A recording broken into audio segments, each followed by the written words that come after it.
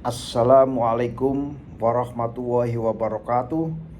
Sahabatku para Marine Superintendent yang saya banggakan, kali ini saya akan berbagi perihal siapa saja sih yang akan ikut terlibat di dalam proses pelaksanaan sea trial. Sea trial kapal-kapal yang sudah dilakukan pengedokan, sudah selesai dilakukan pengedokan oleh galangan kapal.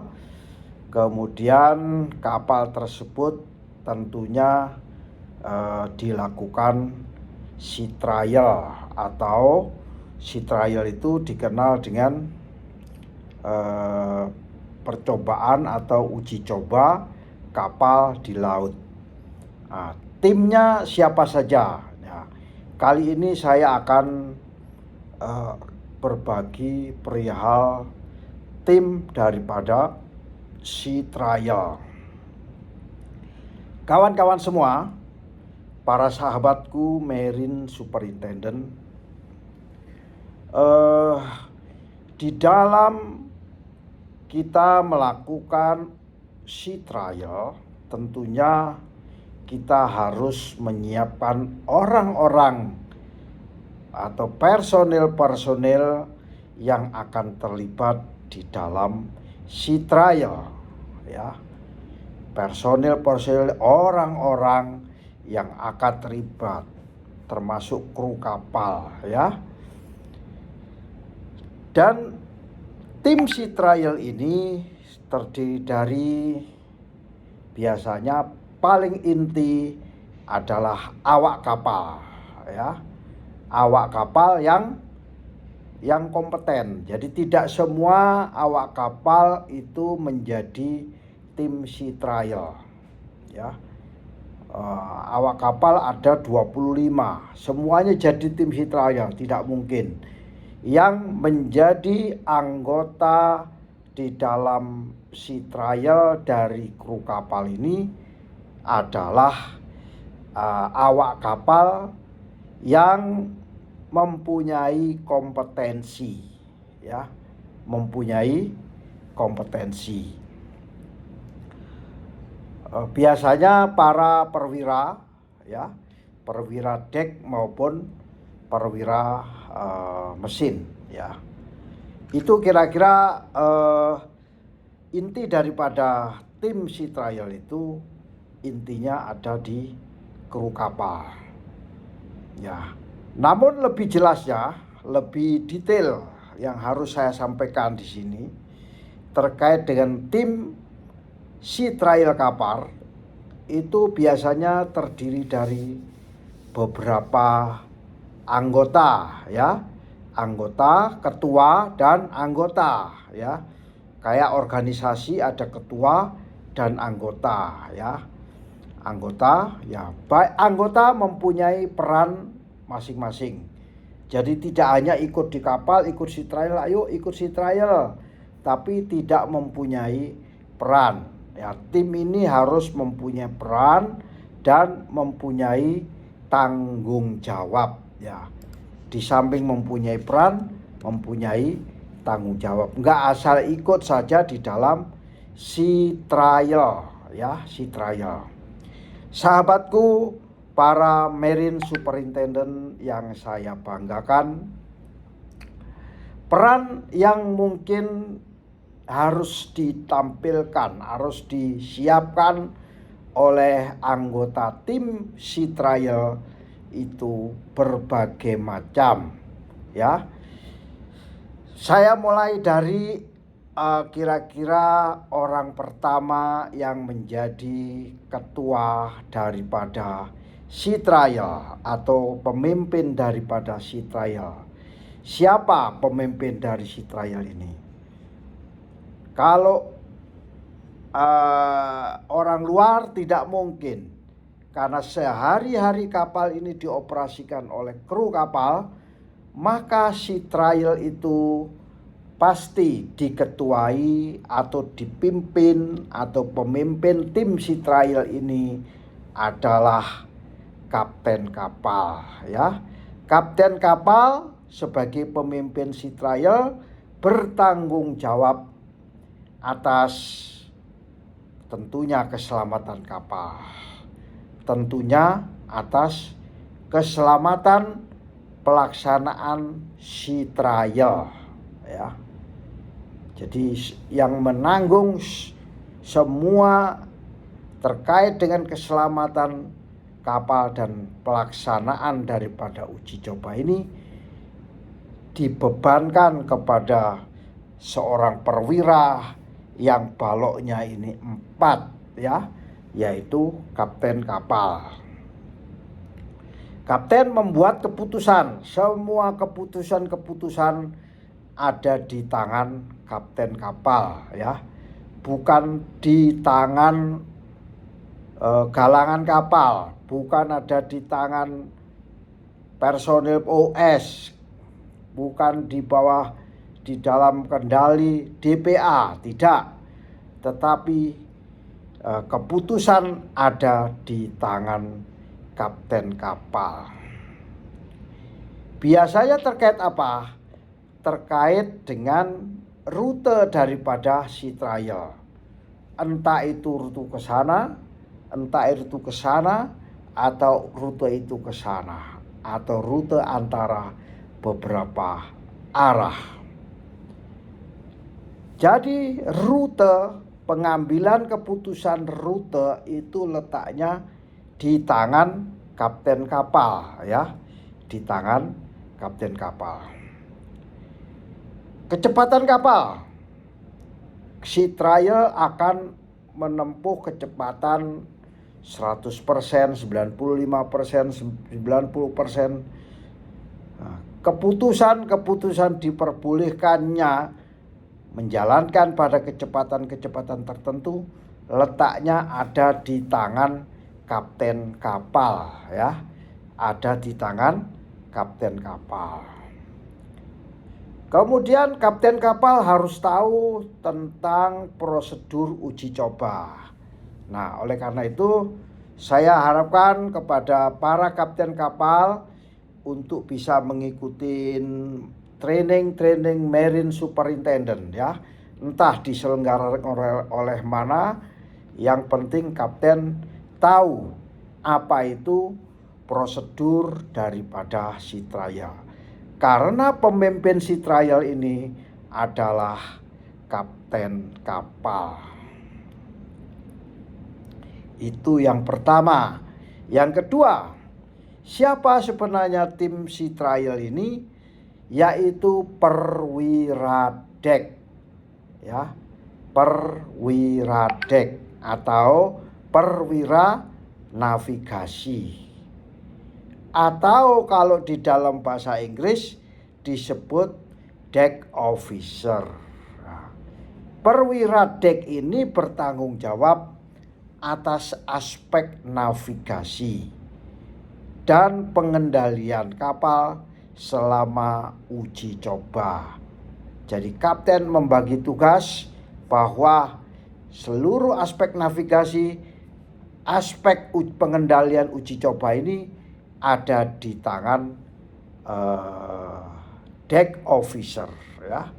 Jadi deck officer merupakan tim yang kedua ya.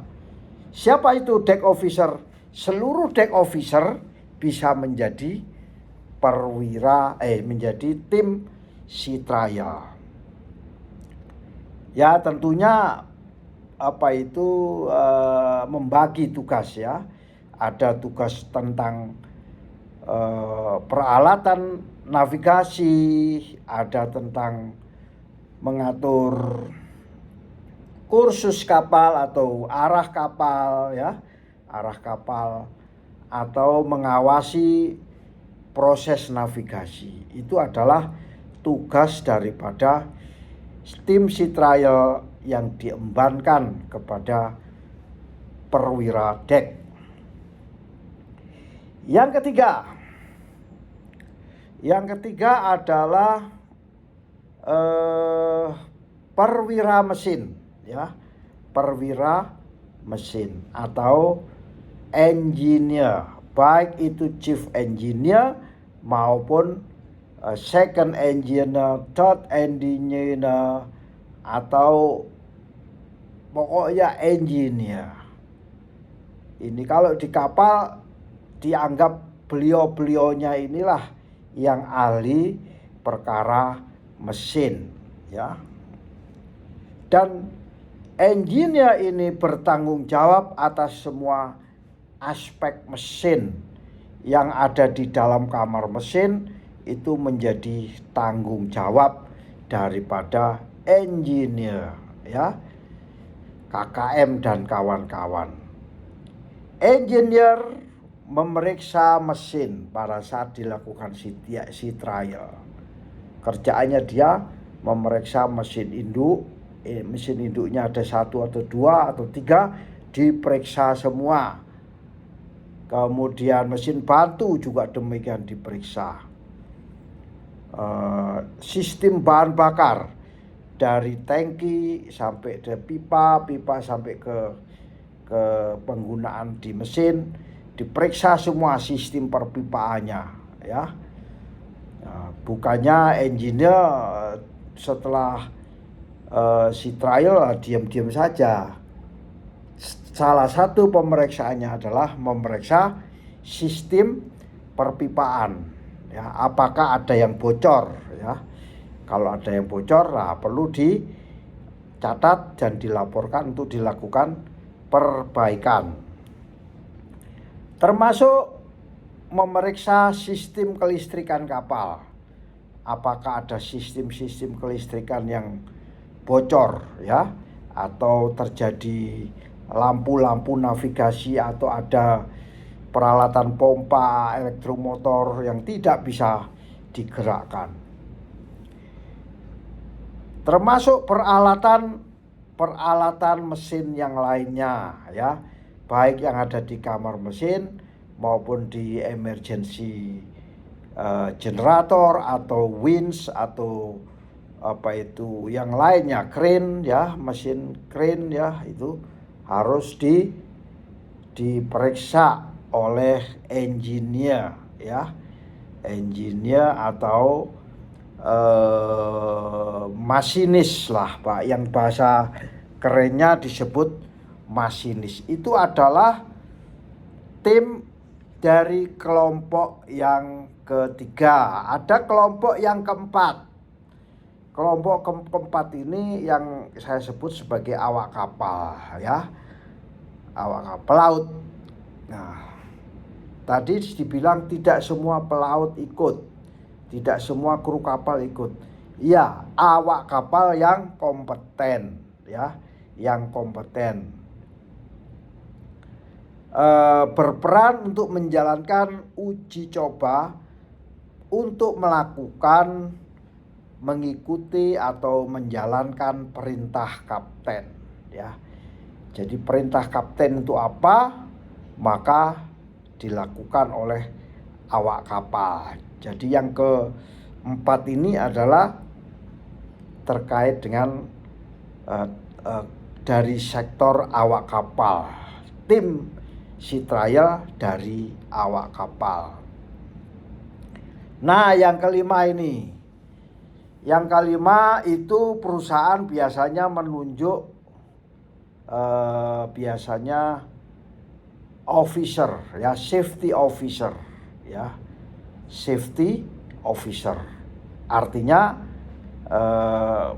beliau ini adalah ahli dalam bidang keselamatan, ya, keselamatan kapal. Dia bukan dari kru kapal, biasanya dari darat, biasanya pemilik karyawan dari suatu perusahaan pelayaran yang pemilik kapal, atau outsourcing atau dikontrak, itu boleh pakai safety officer. Safety officer ini bertanggung jawab, ya, atas semua peralatan keselamatan seperti sekoci, seperti life raft, dan semua pemadam kebakaran, ya, pelampung-pelampung yang ada di kapal itu, kemudian apalagi baik pemadam kebakaran portable maupun pemadam kebakaran yang fix ya. Ini akan diperiksa dimonitor oleh yang namanya safety officer ya, safety officer. Nah, sedangkan kelompok yang keenam itu dikenal dengan istilah observer ya, pengamat. Nah, boleh ada pengamat datang ke kapal pada saat dilakukan sea trial ya. Pengamat ini biasanya dari pihak ketiga ya. Dari pihak ketiga. Bukannya dari pihak galangan kapal, bukan dari pihak pelayaran, tapi biasanya observer ini dari pemerintah ya, dari otoritas ya, perwakilan dari pihak otoritas ya, atau mungkin calon pencharter boleh untuk menjadi observer. Fungsinya itu memantau uji coba apakah pelaksanaan uji coba ini sudah dijalankan dengan baik atau benar. Apakah kapal-kapal memenuhi persyaratan atau tidak? Ataukah kapal-kapal ini yang dilakukan uji coba telah memenuhi standar atau tidak? Nah, tentunya observer datang ke kapal bukan tangan kosong, tetapi mempunyai checklist ya. Checklist apa saja yang akan dijadikan pertimbangan oleh observer. Itu adalah yang keenam. Sedangkan yang ketujuh adalah biasanya dari produsen mesin atau galangan kapal ya, tim dari galangan kapal. Jika ada peralatan khusus yang tadinya diperbaiki, kemudian pada saat sekarang sea trial, maka boleh dicek kembali. Ada sistem yang dipasang oleh galangan kapal, kemudian dipasang kembali, maka diperiksa oleh namanya perwakilan dari produsen atau manufacturer atau galangan. Ini nomor 7. Nah, perwakilan dari produsen, galangan maupun yang lain yang representatif itu menjadi petugas untuk melaksanakan apakah peralatan itu berfungsi dengan baik atau tidak. Kalau dia terkait dengan mesin, produsen mesin juga akan datang. Kalau terkait dengan motor bantu, produsen motor bantu yang datang ya. Itu adalah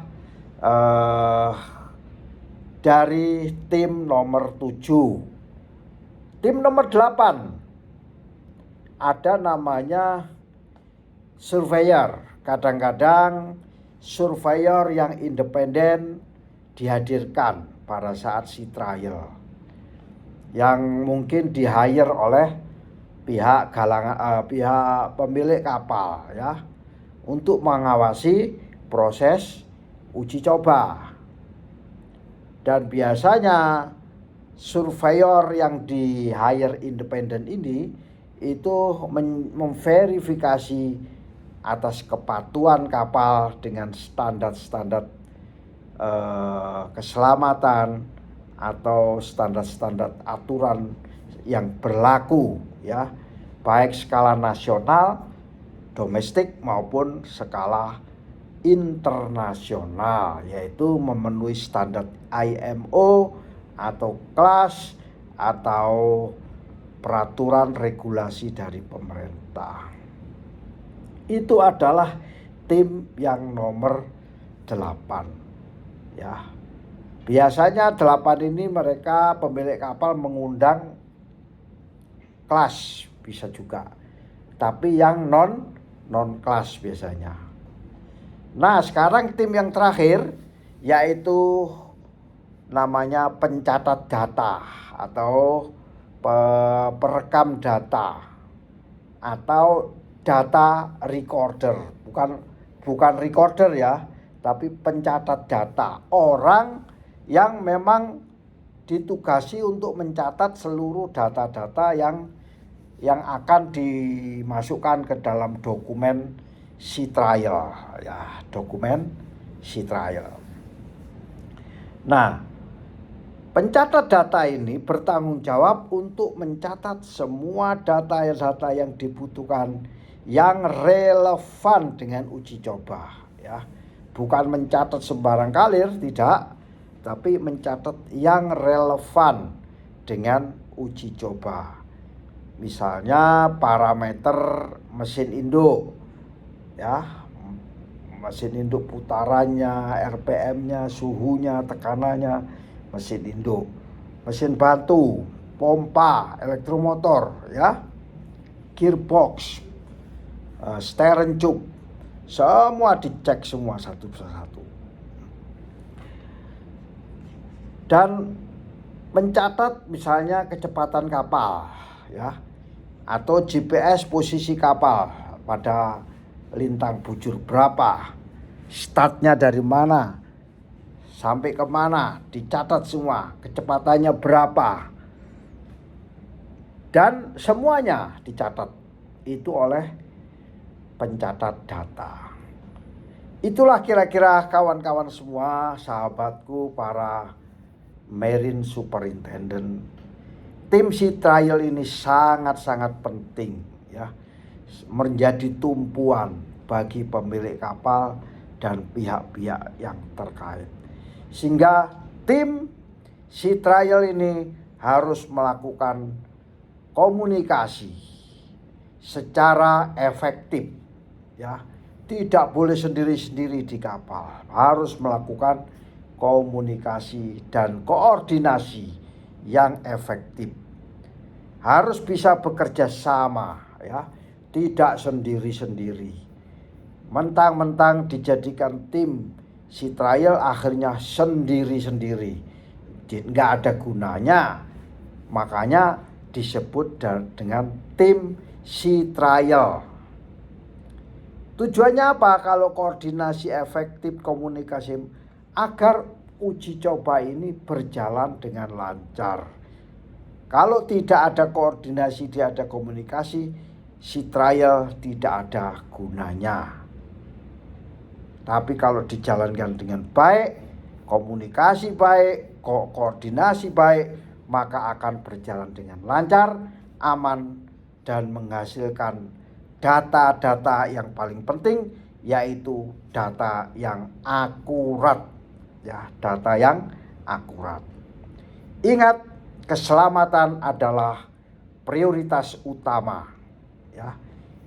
Mindset dari seorang tim sea trial bahwa kapal ini akan beroperasi, saat ini kami lakukan sea trial agar safety ya. Setelah kita lakukan sea trial, semua anggota tim harus mematuhi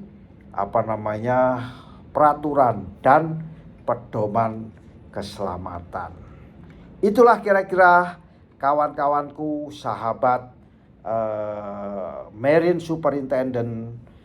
Kira-kira tim sea trial adalah ada 9 grup ya. Ini tentunya dilakukan setelah perbaikan kapal di atas dok. Demikian, semoga bermanfaat bagi kita semua. Wassalamualaikum warahmatullahi wabarakatuh.